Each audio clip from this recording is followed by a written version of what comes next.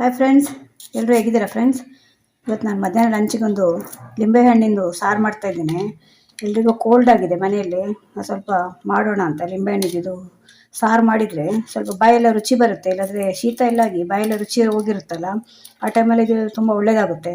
ಇದಕ್ಕೆ ಏನೆಲ್ಲ ಬೇಕು ಅಂದರೆ, ಒಂದು ಲಿಂಬೆಹಣ್ಣು ತೊಗೊಂಡಿದ್ದೀನಿ, ಅದರ ರಸ ತೆಗಿಬೇಕು ಇವಾಗ. ಒಂದು ಸ್ವಲ್ಪ ಕೊತ್ತಂಬರಿ ಸೊಪ್ಪು, ಮತ್ತೊಂದು ಸ್ವಲ್ಪ ಕರಿಬೇವು, ಮತ್ತು ಖಾರಕ್ಕೆ ಒಂದು 2-3 ಹಸಿಮೆಣಸಿನ್ಕಾಯಿ. ಬನ್ನಿ ಇವಾಗ ತೋರಿಸ್ತೀನಿ ಹೇಗೆ ಮಾಡೋದು ಅಂತ.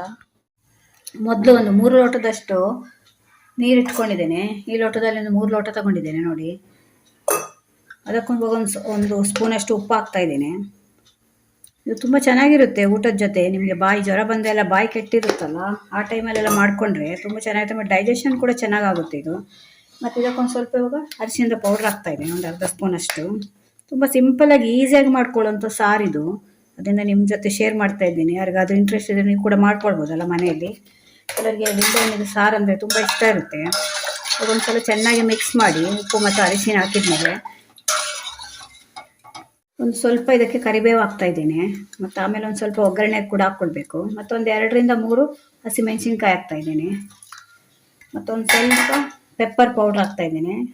ನಿಮಗೆ ಪೆಪ್ಪರ್ ಇದು ಆಪ್ಷನ್, ಬೇಕಾದರೆ ಹಾಕ್ಕೊಳ್ಳಿ, ಇಲ್ಲದಿದ್ದರೆ ಬೇಡ. ಇದು ಒಂದು ಸ್ವಲ್ಪ ಹಾಕಿದರೆ ಚೆನ್ನಾಗಿರುತ್ತೆ, ಟೇಸ್ಟ್ ಕೂಡ ಮತ್ತು ಒಳ್ಳೆಯದು, ಆರೋಗ್ಯಕ್ಕೆ ಕೂಡ ಒಳ್ಳೆಯದು. ಇದು ನಿಮಗೆ ಶೀತ ಜ್ವರ ಎಲ್ಲ ಇದ್ದಾಗ ಚೆನ್ನಾಗಿ ಕೆಲಸ ಮಾಡುತ್ತೆ ಅದು.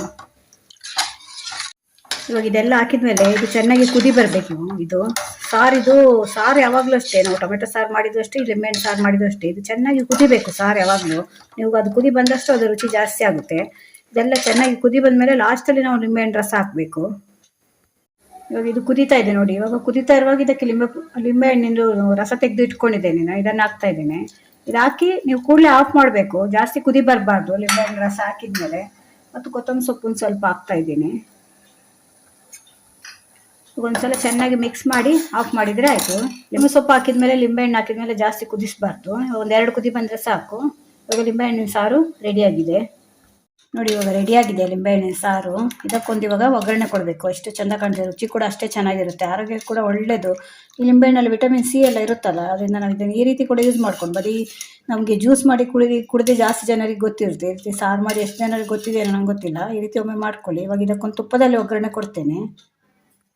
ಇದು ತುಪ್ಪದಲ್ಲಿ ಒಗ್ಗರಣೆ ಹಾಕಬೇಕು.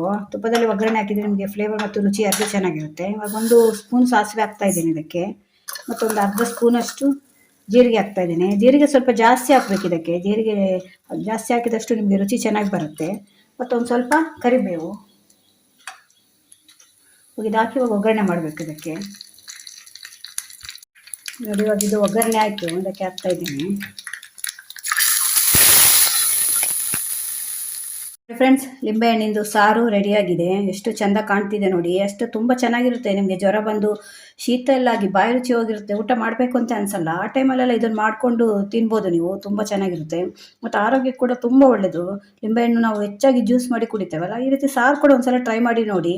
ವಿಡಿಯೋ ನಿಮ್ಗೆ ಇಷ್ಟ ಆದರೆ ನನ್ನ ಚಾನಲ್ ಸಬ್ಸ್ಕ್ರೈಬ್ ಮಾಡ್ಕೊಂಡು ನೋಡಿ. ಇದೇ ಥರ ಹೊಸ ವಿಡಿಯೋ ತೊಗೊಂಡು ಮತ್ತೆ ಬರ್ತೇನೆ. Bye friends.